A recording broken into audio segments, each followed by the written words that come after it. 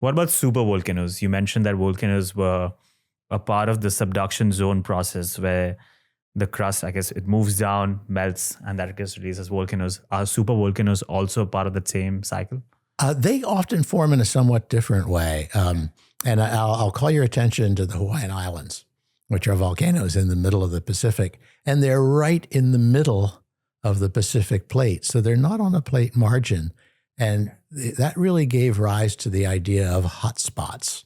And that is a place where heating at the base of the mantle, right where it comes in contact with the core, causes the melting of materials that can then work its way up and have massive volcanism. So yeah, the really big, amazing volcanoes that we have seen evidence of in the past are sometimes called large igneous provinces.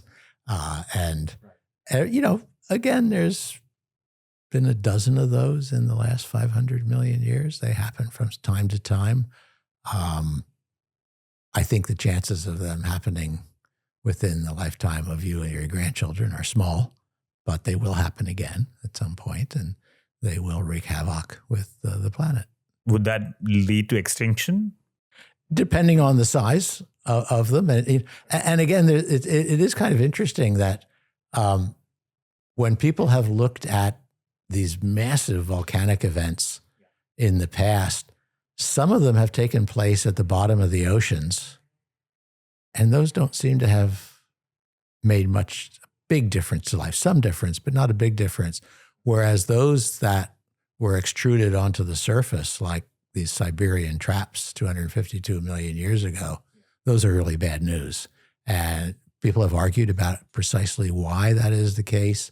But what it says to me is are questions of context in addition to simply the volume of material that has been extruded. And in some cases, those have, at the end of the Permian, it's thought that something like 90% of all animal species disappeared, whereas others, maybe 20% disappeared.